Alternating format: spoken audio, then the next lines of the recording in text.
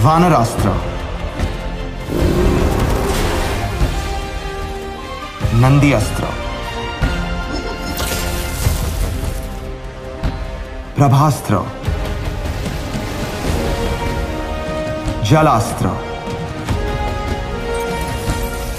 पवनास्त्र और ब्रह्मास्त्र।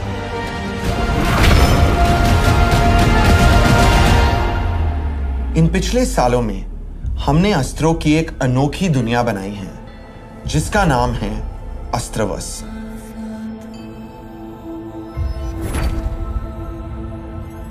और ब्रह्मास्त्र पार्ट 1 इस अस्त्रवर्स की पहली फिल्म है जिसकी शुरुआत होती है प्राचीन भारत के एक दृश्य से, जिसमें कुछ महान ज्ञानी ऋषि मुनि हिमालय की शरण में घोर तपस्या कर रहे हैं और उनकी इस कड़ी तपस्या से उन्हें मिलता है एक वरदान, एक अपार अखंड ज्योत जो स्वर्ग से धरती पे उतरती है,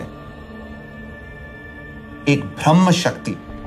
इस ब्रह्म शक्ति से अस्त्रों का जन्म होता है, ऐसे अस्त्र जो प्रकृति की विभिन्न शक्तियों से भरे हुए हैं, जलास्त्र, पवनास्त्र और अग्निअस्त्र। कुछ ऐसे अस्त्र जो जानवरों की शक्तियों पे नियंत्रण पाते हैं, जैसे वानरास्त्र जिसमें एक महावानर की शक्ति भरी हुई है, और नंदी अस्त्र जिसमें हजारों नंदियों की शक्ति भरी हुई है।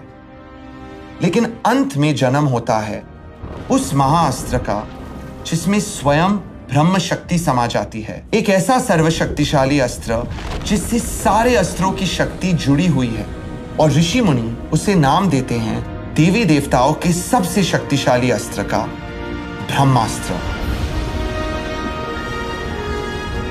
ऋषि मुनि सारे अस्त्रों और ब्रह्मास्त्र की रक्षा करने का वचन लेते हैं और वो तब से कहलाते हैं ब्रह्मांश, एक ऐसा गुप्त समूह जो समाज के बीच छुपकर इन अस्त्रों से मानवता की प्रगति में सहायता कर सके।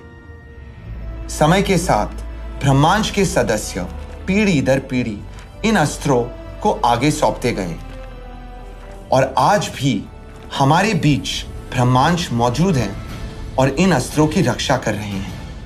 ब्रह्मास्त्र पार्ट 1 आज के भारत में स्थित है और मैं मानता हूं कि यह हमारी फिल्म की खासियत है, क्योंकि हमारे इतिहास से प्रेरित अस्त्रों की कहानी नए भारत में एक नए अंदाज में बहुत ही फ्रेश कॉन्सेप्ट है।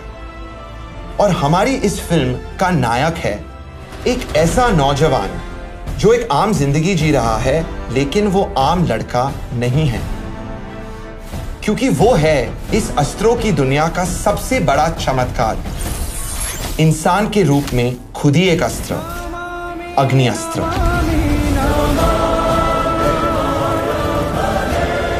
ब्रह्मास्त्र पार्ट 1 इस हीरो की कहानी है जिसका नाम उन भगवान के नाम से प्रेरित है जिनसे मैं हमेशा बहुत डीपली कनेक्टेड रहा हूं, शिवा।